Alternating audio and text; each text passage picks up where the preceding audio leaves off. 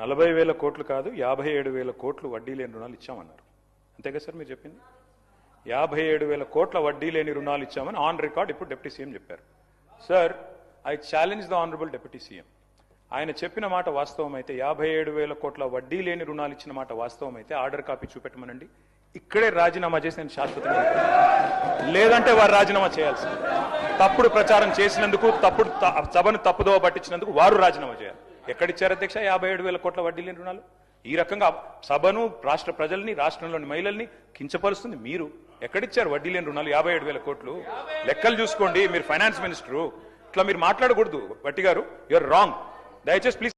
సౌందరరాజన్ గారు చేసిన ప్రసంగంలో ఒక్క మాట మీకు కోట్ చేసి వినిపిస్తాను అధ్యక్ష. ఆ రోజు గవర్నర్ గారు తొలి ప్రసంగంలో వారు చెప్పింది ఏమంటే, ప్రజా సంక్షేమం కోసం, ఇది గవర్నర్ గారు నేను కోట్ చేస్తున్నాను అధ్యక్ష, 6 గ్యారంటీలు ప్రకటించాం.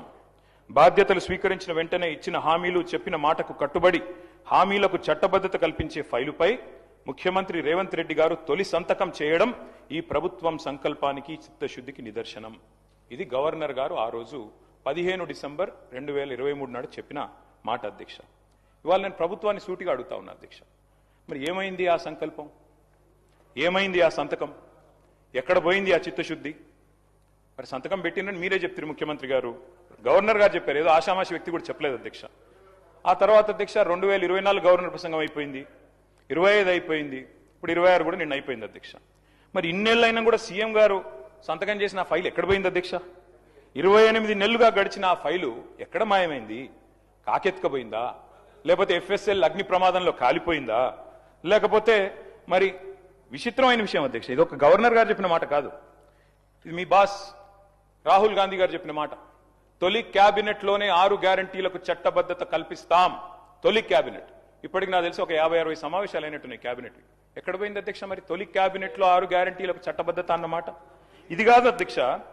అధ్యక్ష, క్యాబినెట్ సమావేశాలు ఇన్ని జరిగినాయి, మరి ఫైలు మాయమైంది అధ్యక్ష. ముఖ్యమంత్రి గారు మాయమై సంతకం చేసిన ఫైలు, తొలి సంతకం, అది కూడా ఎక్కడో చాటుకు చేయలేదు అధ్యక్ష, బహిరంగంగా చేశారు, బహిరంగ వేదిక మీద చేశారు. ఎక్కడ పోయింది ఆ ఫైలు?